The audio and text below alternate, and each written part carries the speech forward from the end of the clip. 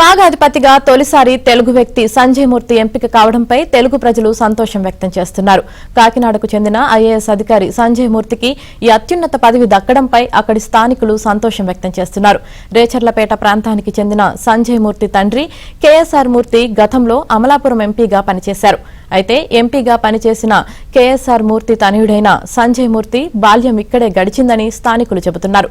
దీనిపై మరింత సమాచారం కాకినాడ నుంచి మా ప్రతినిధి అప్పారావు అందిస్తారు. భారతదేశంలో అత్యంత కీలకమైన ప్రతిష్టాత్మకమైన కంట్రోలర్ అండ్ ఆడిటర్ జనరల్ కాగుకు సంబంధించి అధిపతిగా మన తెలుగు వ్యక్తి తొలిసారిగా నియమితులయ్యారు. ఆయనే సంజయ్ మూర్తి. ఆయన ఉమ్మడి తూర్పుగోదావరి జిల్లాలో కాకినాడకు చెందిన రేచర్లపేటలో ఒకప్పుడు నివసించేవారు. ఆయన తండ్రి అమలాపురం ఎంపీగా కూడా పనిచేశారు. ప్రస్తుతం మనం ఇప్పుడు ఏదైతే కాగు అధిపతిగా నియమితులైన సంజయ్ మూర్తి చిన్నప్పుడు ఉన్న ఇంటి దగ్గర ఉన్నాం, ఒకసారి చూద్దాం. ఇదే మనం విజువల్లో చూడొచ్చు. కాకినాడ నగరంలోని రేచర్లపేట ప్రాంతంలో ఉన్న ఈ ఇల్లుంది. ఈ పెంకిటిల్లులోనే ప్రస్తుతం కాగు అధిపతిగా నియమితమైన సంజయ్ మూర్తి పుట్టి పెరిగిన ఊరు ఇదే. ప్రస్తుతం అయితే ఇక్కడ ఇంట్లో కూడా ఎవరు ఉండలేదు. అయితే సంజయ్ మూర్తికి తండ్రి అయిన కొండ్రు శ్రీరామచంద్రమూర్తి ఐఏఎస్గా కూడా గతంలో పనిచేసిన తర్వాత కాంగ్రెస్ పార్టీ తరఫున 1996లో అమలాపురం ఎంపీగా కూడా పనిచేశారు. ఆ సమయంలో మూర్తి ఏదైతే శ్రీరామచంద్రమూర్తి ఎంపీగా పనిచేశాడో ఆయన తన తల్లితో ఎక్కడే ఉండేవారు. అదే సమయంలో కూడా శ్రీరామచంద్రమూర్తి తనయుడైన ప్రస్తుత కాగు విభాగాధిపతి సంజయ్ మూర్తి కూడా ఇక్కడే చిన్నప్పుడు కూడా బాల్యం గడిచింది.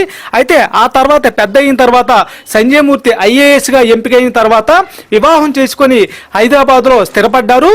అయితే ఐఏఎస్గా ఎంపికైన తర్వాత హిమాచల్ ప్రదేశ్ కేడర్లోనే ప్రస్తుతం పనిచేస్తూ తర్వాత కొంతకాలం కిందట ఢిల్లీలో సంబంధించి జాతీయ విద్యా విధానానికి సంబంధించి కీలకమైన బాధ్యతలు ఉన్నారు. ప్రస్తుతం అయితే ఆయన వచ్చే నెలలో ఉద్యోగ విరమణ చేయనున్నారు. అయితే ఈయనకి చేసిన సేవలకు గాను కేంద్ర ప్రభుత్వం గుర్తించి కాగు అధిపతిగా నియమించడం పట్ల రేచర్లపేటకు చెందిన స్థానికులు ఎంతో మంది కూడా తమ సంతోషం వ్యక్తం చేస్తున్నారు. ప్రధానంగా సంజయ్ మూర్తి చిన్నప్పటి నుంచే చాలా చురుగ్గా ఉండేవారని, ఆయన తండ్రి మాజీ ఎంపీ అయిన మూర్తితో పాటు ఇక్కడికి పండగలు కూడా వచ్చి చాలా రోజులు గడిపేవారని చెప్పారు. అదేవిధంగా కీలకమైన సమావేశాలు ఉన్నప్పుడు కాకినాడ కూడా వచ్చి ఆ తర్వాత ఇక్కడికి వచ్చేవారని కూడా స్థానికులు గుర్తు చేసుకుంటున్నారు. ప్రస్తుతం మన దగ్గర రేచర్లపేటకు చెందిన వ్యక్తి, అదేవిధంగా సంజయ్ మూర్తితో కూడా పలుసార్లు మాట్లాడిన వ్యక్తి మన దగ్గర ఉన్నారు.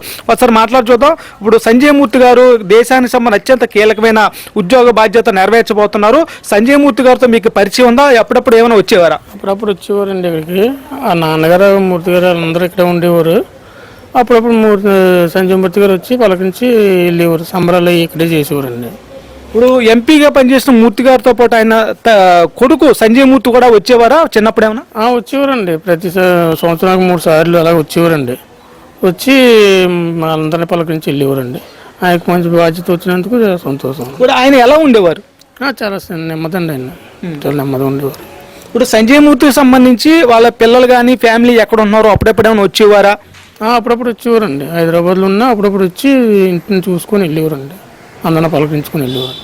ఇది స్థానికులు చెప్తున్నారు. సంజయ్ మూర్తి భారతదేశంలోని అత్యంత కీలకమైన కాగు విభాగాధిపతిగా నియమితులు అవడం చాలా గర్వకారణంగా ఉందని స్థానికులు చెప్తున్నారు. చిన్నప్పటి నుంచి ఎంతో సౌమ్యంగా ఉండేవారని చెప్తున్నారు. ప్రధానంగా తండ్రి కూడా ఐఏఎస్, ఆ తర్వాత ఎంపీగా పనిచేసిన నేపథ్యంలో ఎక్కువ కాలం, అదేవిధంగా కుటుంబాన్ని కూడా చాలా కాలం పాటు హైదరాబాద్లో ఉంచడంతో సంజయ్ మూర్తి ఎక్కువ కాలం హైదరాబాద్లోనే గడిపేవారని, పండగలకు వచ్చి తమ అందరితో పాటు సంబరాలు కూడా చేసుకునేవారని కూడా చెప్పి స్థానికులందరూ గుర్తు చేస్తూ ఆనందంతో ఉబ్బు తప్పిపోతున్నారు. మరో పక్క చూస్తుంటే కాకినాడ రేచర్లపేటకి చెందిన ఏదైతే మూర్తి గారి అబ్బాయి సంజయ్ మూర్తి కాగు అధిపతిగా ఎంపిక అవడం పట్ల కాకినాడ నగరవాసులు కూడా ఉమ్మడి జిల్లా వ్యాప్తంగా కూడా చాలా చోట్ల తమ ప్రాంతానికి చెందిన వ్యక్తికి అత్యంత కీలకమైన పదవి రావడంతో హర్షాతిరేకాలు వ్యక్తం చేస్తున్నారు. కెమెరా పర్సన్ శ్రీనివాస్తో చుక్కాపారావు, ఏబిఎన్ ఆంధ్రజ్యోతి.